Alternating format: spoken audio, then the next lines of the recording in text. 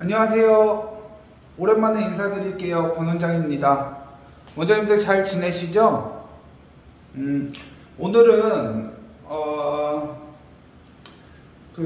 많은 원장님들이 여쭤보시는 수도요금과 그리고 갑자기 수도요금이 많이 나왔다 하면 어떤 걸 의심해 봐야 하냐, 그리고 누수 처리 방법에 대해서 좀 알아보도록 하겠습니다.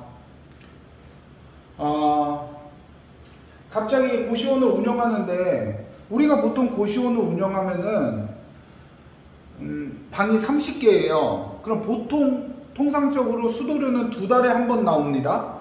2달에 한 번 한 30만원 정도 나와요. 방 30개 기준.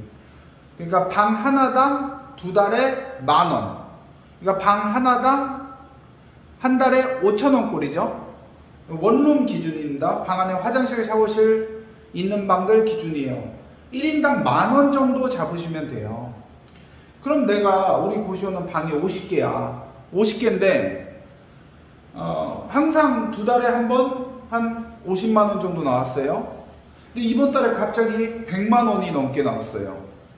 얼마 전에 저희 채팅방에 그런 걸 올려주신 분이 계세요. 그런 질문을 해주셨어요.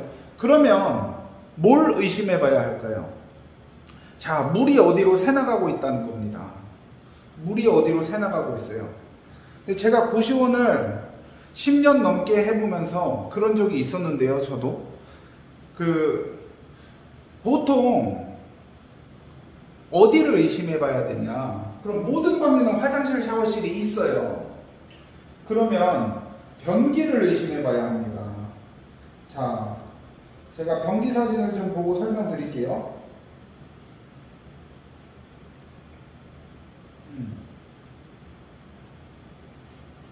자, 모든 방에 화장실, 샤워실이 있으니까 방 안에는 변기가 있겠죠. 변기에는 물받이 통이 있어요. 이렇게 위에서 이렇게 뚜껑을 열면은 이런 모양을 갖추고 있습니다. 근데 요 마개 있죠. 요 마개가 이게 너무 타이트해져서, 이 줄이 너무 타이트해져서 열려 있는 경우가 있어요. 그러면은 이쪽에서 물이 계속 나와요. 계속 나오고 이거는 계속 물을 흘려보내요. 이게 열려있기 때문에. 이게 닫혀야, 저절로 물이 차면은 이 불에가 뜨면서 이게 닫히는 구조입니다. 근데 이 마개가 열려있으면 물이 계속 새나가겠죠. 이거를 모든 방을 다 확인을 해야 되냐?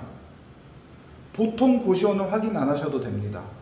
복도에 서서 가만히 서 계셔 보세요. 가만히 서 계시면은 미세한 물소리가 들려요. 그 물소리를 따라가시면 됩니다. 이게 물이 계속 흐를 경우는 이 물소리가 납니다. 복도에서. 예, 저는 그렇게 찾은 적이 있어요. 그리고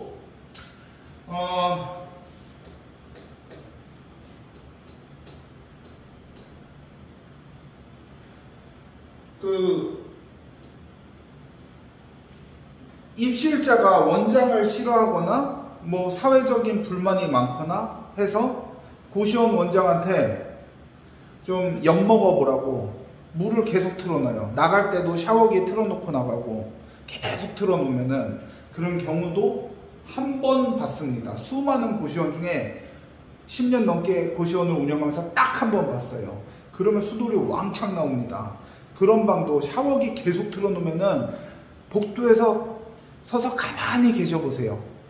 그러면 물소리가 어느 방에선가 미세하게 들립니다. 소리를 따라가시면 됩니다.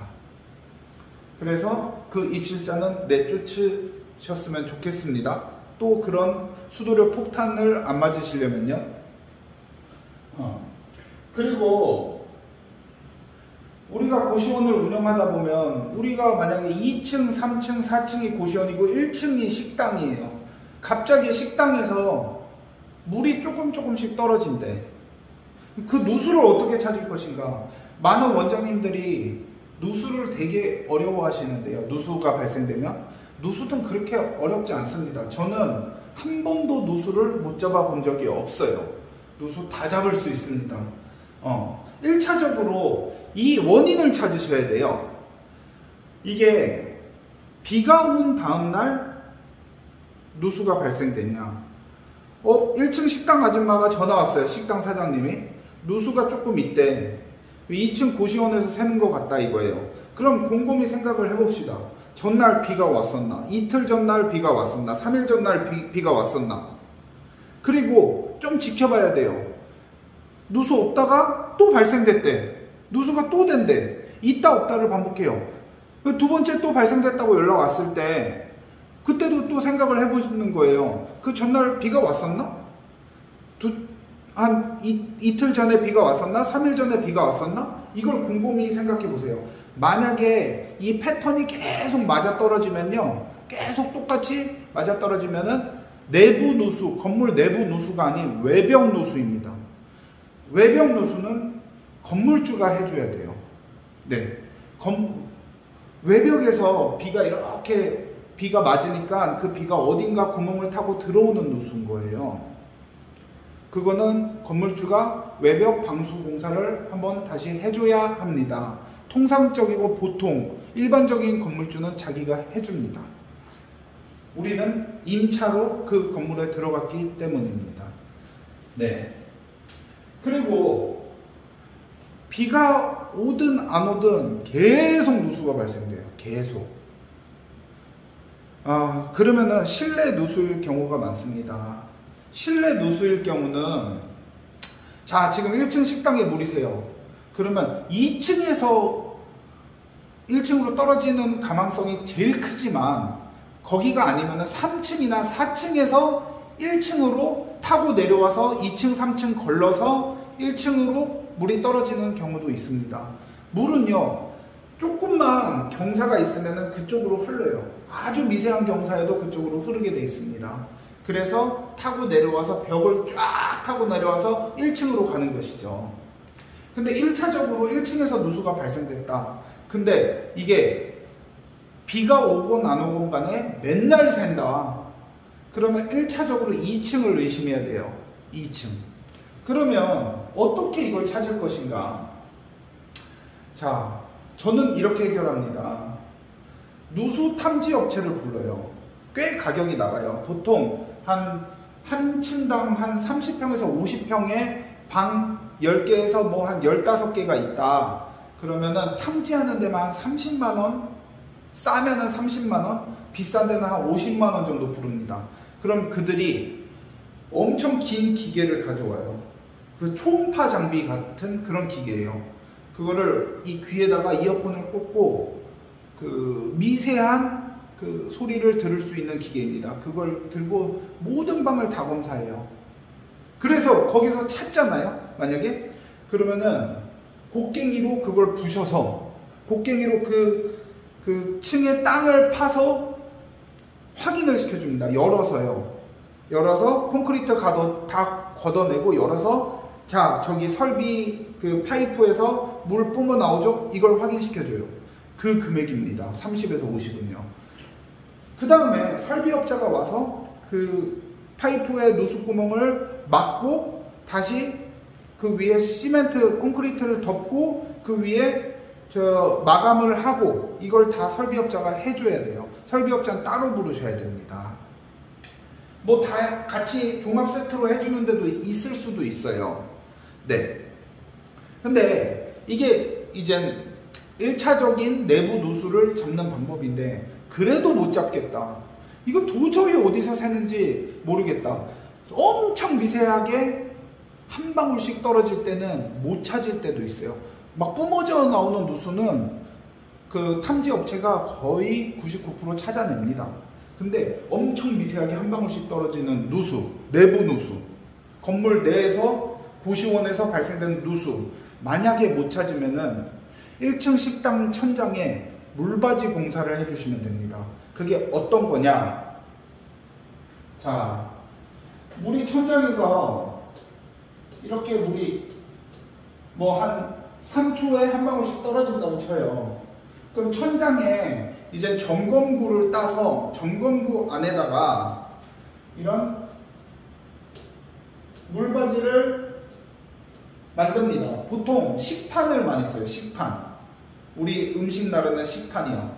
그래서 경사를 줘서 이 물바지 안에 경사를 줘서 이쪽에 물을 모으게 해요. 한쪽으로 물이 몰리게끔 합니다. 경사를 줘서. 그래서 여기서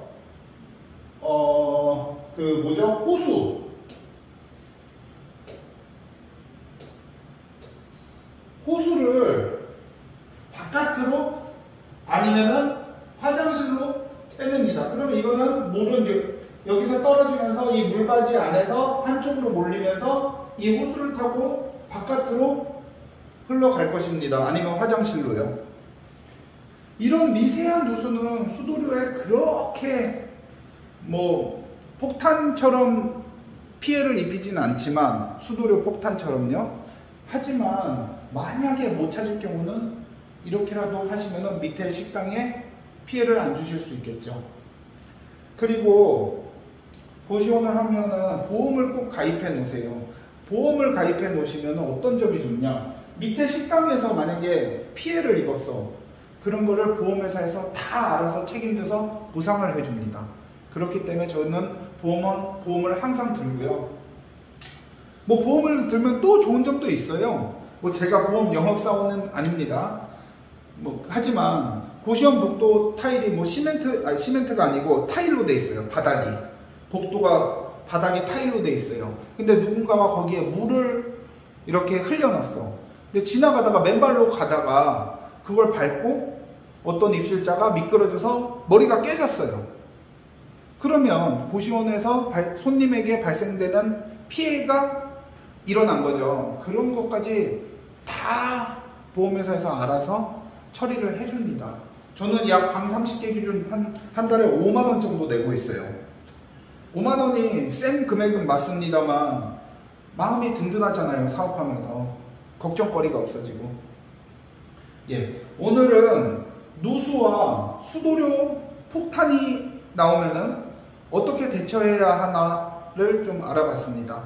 또 궁금하신 거 있으면은 저 사무실을 한번 찾아주시고요. 아니면 저에게 연락을 주시면 감사하겠습니다. 감사합니다.